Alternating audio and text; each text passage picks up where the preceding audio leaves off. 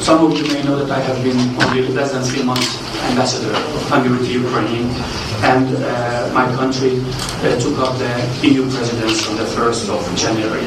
And I appreciate very much this invitation by the Open Ukraine Foundation and the International Renaissance Foundation, because it is the first invitation I have accepted in the capacity of the rotating presidency. So I believe that it shows how important the civil society issues are for us in Hungary and how important they are for the Hungarian presidency. I think it's needless to say how important the role NGOs and CSOs can play in a society. If they are active players, they can promote democratic and market-oriented reforms based on shared values like respect for democracy, rule of law, good governance, principles of market economy, and sustainable development. They also provide policy input, new initiatives, and hold governments accountable. As global market integration has advanced, their role has gained particular importance in aligning economic activities with social and environmental priorities. As a result of an increase in their economic and political weight, they now tend to have an even greater say in matters of their concern, thus changing the prevailing pattern of arrangements in the political decision-making process.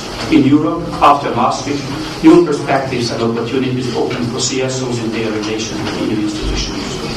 I can fully agree with the statement in your letter of invitation to this forum that civil society plays a key role in the successful reforms and transformation, but not only there and not only in emerging democracies. Civil society plays an equally significant role in well-established democracies too. Take a look at the initiative, intense civil activity these days over the handling of the financial economic crisis and its consequences, the protests relating to the introduction of austerity measures in some Western countries, the demonstrations against the increase of tuition fees in higher education, climate change, the activity of anti-globalization groups, or in my country, the criticism of some of the measures of the Hungarian government. Like in Ukraine, NGOs and CSOs do not have a long tradition in Hungary, and they are not as deeply embedded in Hungarian society as in the old traditional Western democracies. Still, they played a major role in Hungary in the process leading up to the bloodless change of the political system in 1989-1990. Throughout the process, civil society in Hungary, through its involvement in debates and working groups, actively participated in shaping the institutional structure of a new political Hungary and made a significant contribution to the creation of a new political elite. Some 20 years ago, around the years of 1989-1991, Hungary and Ukraine were in similar shoes in many ways. Both of us put behind our past and embarked on a new political course, in a new political context, in a new international political climate. For historical reasons, roughly within a decade and a half, Hungary became a member of the European Union.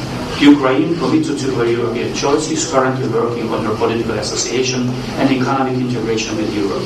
In this process, the role and contribution of the civil society is indispensable. In its communication on the 3rd of December 2008 on the Eastern Partnership, the European Commission proposed to support the further development of civil society organizations and in particular to establish an Eastern Partnership Civil Society Forum in order to promote the values and objectives advocated by the Eastern Partnership. In May, this proposal was endorsed by the Prague Summit and the Eastern Partnership Civil Society Forum was established. Hungary, during its rotating presidency, under the motto of Strong Europe, lays special emphasis on the development of civil society and the promotion of some of the burning issues taken up by SCOs. In Hungary's presidency strategy, the human factor is in the focus. One of our 4 priority areas is bringing the EU closer to its citizens. Social inclusion of minority groups is high on the Hungarian agenda. Special care and attention will be devoted to the respect for democracy and democratic rights. The basis of truly and genuinely functioning democracy is the values of the citizen. And this is exactly where, once again, the tremendous role and responsibility of civil society comes in the picture. Carry adequate, reliable, and up-to-date information to the individual, the ultimate building block of a democratic society, and assist the voter in making a well-founded choice. Let me welcome the idea of organizing this forum and wish you a successful work. Thank you for the invitation. Я дякую шановним послам за високу